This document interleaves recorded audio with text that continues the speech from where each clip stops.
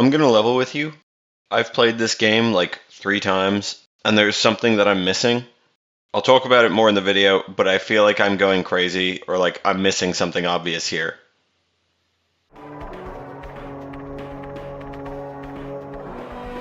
Bull Wizard is a game by Tier 87 Games. It's one of those games where I really have trouble describing the genre, but it's really fun, so maybe that can just be the genre. I suppose it's kind of a roguelite, tower defense, horde-based shooter game, and it's still being worked on, so it's definitely worth keeping an eye on. The premise is that you are a wizard who is under siege from the Rat King, and you need to defend against waves of enemies. You do this by shooting bowls at them. The first thing you'll notice when you start the game is how ineffective this is.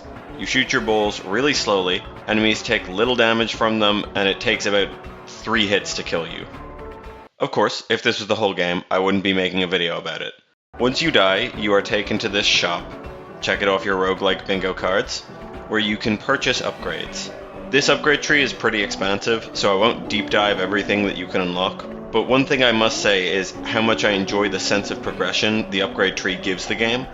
Not all upgrades are made equal, but I always felt as though I was making progress in every run, and I was never stuck on the same wave of enemies for too long.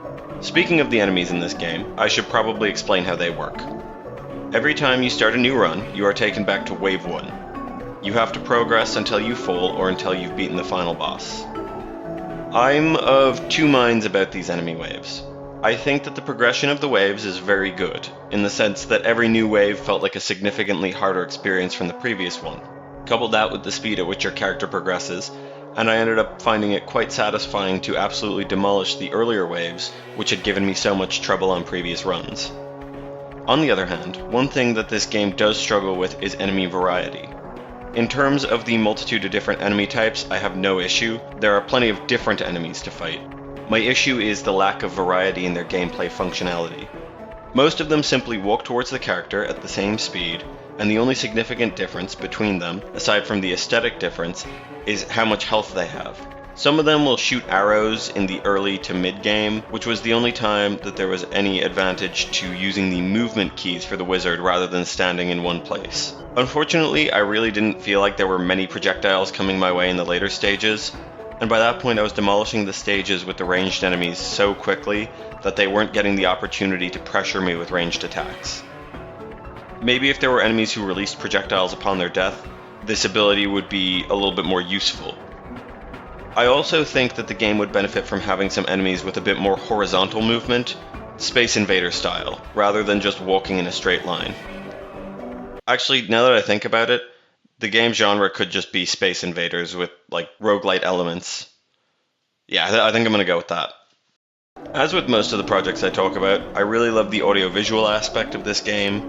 I'm a huge fan of the CRT effect, and I think that it's a great way to get the visuals of a pixel art game to stand out. I also think that the audio of the game is fantastically done, and I really like how dynamically the game shifts between the calmer menu version of the main track and the more action-oriented version of the track when you're facing the various waves of enemies. There's one thing in this game that still bothers me though. It's not anything that ruins the experience or makes me not want to play, but it really has bothered me for quite some time now, and that is these green gems. What is the point of these green gems, you might ask? To which I answer, I have absolutely no idea. The game puts them in the same window as the purple gems, making it seem like you can use them for upgrades. I actually threw the boss fight the first time I got to it because I hadn't used any of my green gems yet and I was curious, but even when I maxed out my skill tree, I couldn't use any of these gems. So then I thought maybe they were like a higher value currency for the same upgrades, but the game never let me use them for upgrades once I ran out of purple gems. So I think, okay, classic Pit Fiend moment, I didn't read the description of the game and I missed something important. So I went down to the About section, where I was left with more questions than answers, because there's no mention of them in the description, and the dev screenshots show thousands of them in the dev's inventory.